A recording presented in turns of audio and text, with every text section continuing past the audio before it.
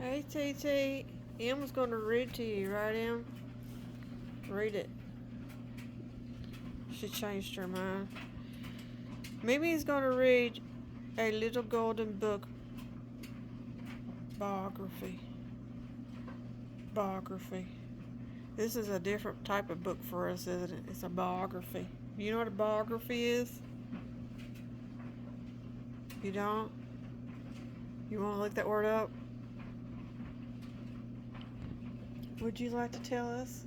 A biography is an account of someone's life written by someone else. An account of someone's life. This is Harriet Tubman.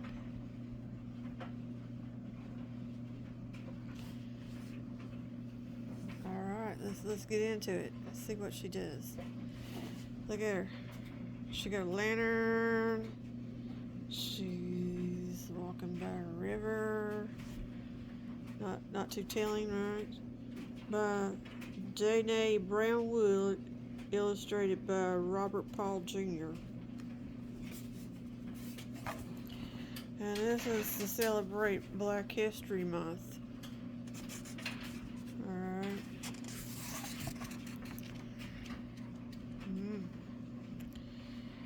Harriet Tubman was a hero who helped free enslaved black people from the brutal conditions of slavery. Harriet Tubman's birth name was, I don't know how to pronounce that, Araminta Minty Ross. She was born in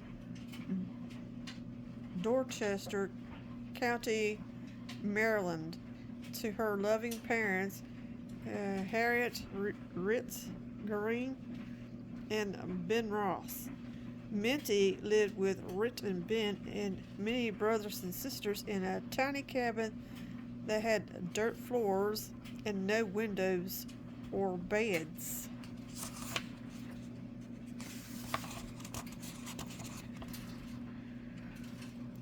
Minty was born sometime in the early 1820s. Her parents never wrote her birth date because Minty and the members of her family were not allowed to learn to read or write. They were enslaved people owned by a person who made them work in terrible conditions for no pay.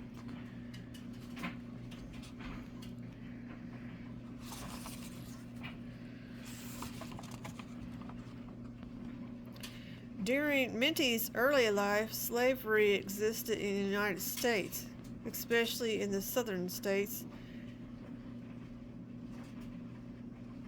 Enslavers forced black people to do hard work and often punished them severely. Enslavers even sold black people to other enslavers, making it impossible for family members to see each other again.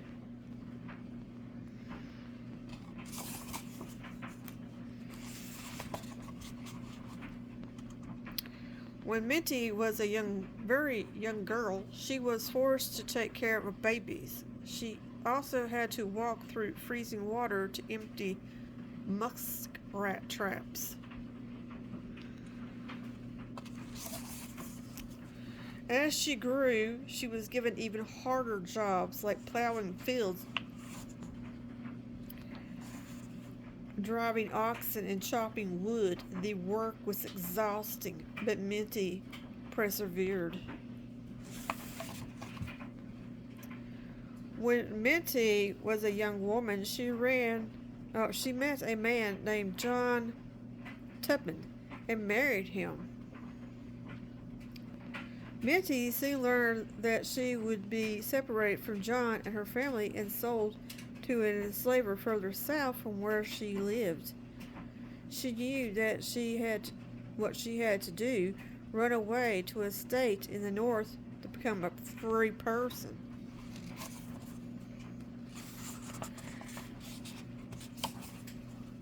Minty ran off in the dark of the night. She used skills she had learned from her father, how to move through the woods, how to wade through the river, to throw off hounds tracking her scent, and how to follow the North Star. Those skills helped her hide when slave catchers, people who hunted runaway enslaved people and returned them to enslavers for rewards.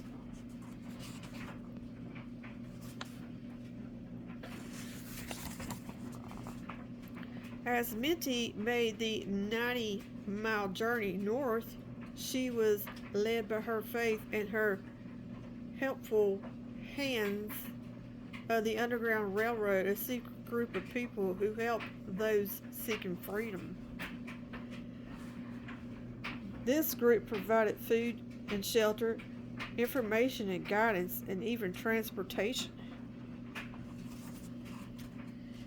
In 1849, after a long and dangerous journey, Minty reached Philadelphia, Pennsylvania. She was a free woman, and now she would be called Harriet, after her mother. Harriet found a job working in a hotel. Although she enjoyed being free, she missed her family greatly and decided she had to help them become free too. It wouldn't be easy. In 1850, Congress passed the Fugitive Slave Act, a law that allowed slave catchers to capture former enslaved people even in the free states of the North returned them to their owners. But that didn't stop Harriet. She was fierce and determined. Harriet became a conductor on the Underground Railroad. She guided others in navigating many miles of trails, woods, and rivers to freedom. She traveled back to Maryland to rescue her brothers and led them all the way to Canada, where the Fugitive Slave Act could not be enforced. Harriet rescued people over and over, bring her parents and more of her family members and other enslaved people to the North to be free.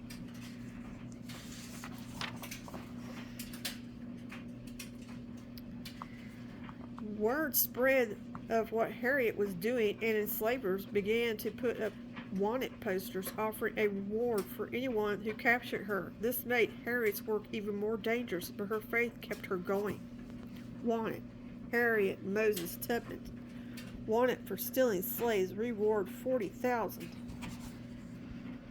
Not only did Harriet make many trips to rescue enslaved people, but she also gave speeches about the cruelty of slavery. Despite having never learned how to read or write, Harriet's fame grew, as did the respect of people that people felt for her.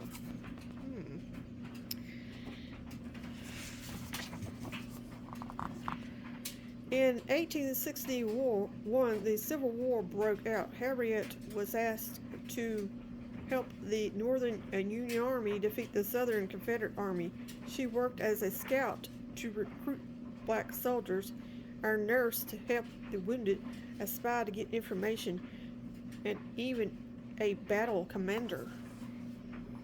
Harriet was the first woman in the United States to lead a raid, helping to free hundreds of enslaved people. In 1865, the Union Army won the war. Slavery was abolished. Harriet went to upstate New York to be with her family. She married a man named Nelson Davis, adopted a daughter named Gertie, and continued to care for her parents and other black people who needed help. She opened the Harriet Tubman Home for the Aged in 1908 and kept giving speeches, fighting for the rights of black people and women. Harriet Tubman died in 1913. It is thought that she lived to the age of 90. In honor of her bravery and all the people she rescued, President Joe Biden hopes to put her picture on the $20 bill. Harriet's inspiring story is a reminder that even when things are hard, you can make a difference in the lives of others and change the world. What do you think there, Terry? Was that a good story about Harriet? Well, it's not an actual story. Was that a good book about Harriet, considering it's true? Yes. She was a very brave woman, wasn't she? Look at her. She did all the things. She was a brave woman. Hopefully we can see her on a $20 bill. Yeah.